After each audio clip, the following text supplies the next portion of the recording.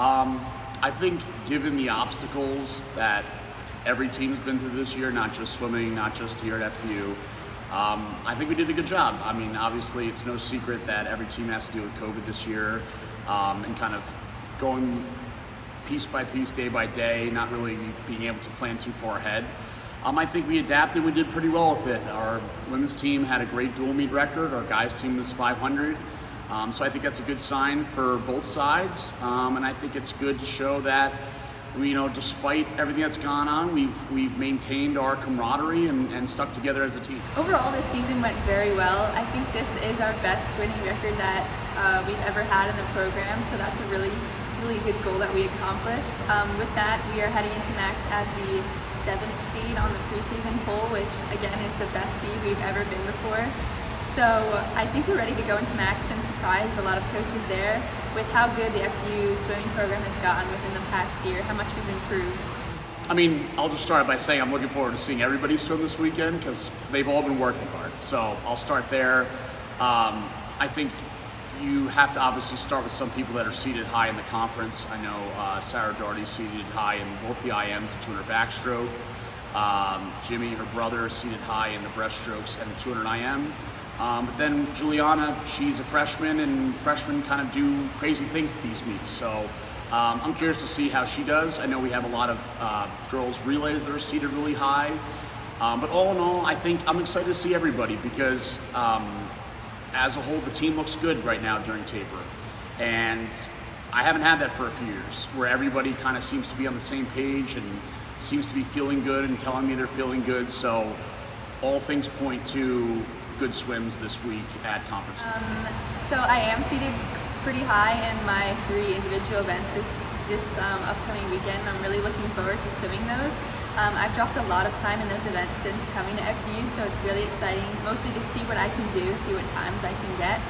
I'm really hoping to get on that podium, which would be top 8, ideally. Very close to getting a medal, which would be very cool. Getting a first place medal is definitely a reach goal, but it's definitely close, so hopefully all of those goals will be met. I think the biggest thing, I know a couple of kids have said it this year, right? The reason why you put up with all the practices and the hard work are for the meets. The meets are the exciting part.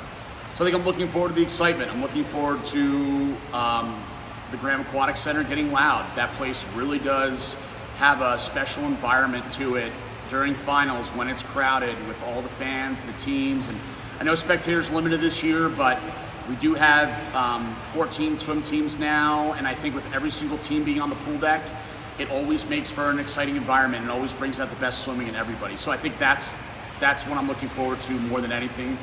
And then on top of that, just getting back to some normalcy. I think it's good for everybody to start seeing life become normal again, and having a conference championship meet in person is one way I think we can all get back.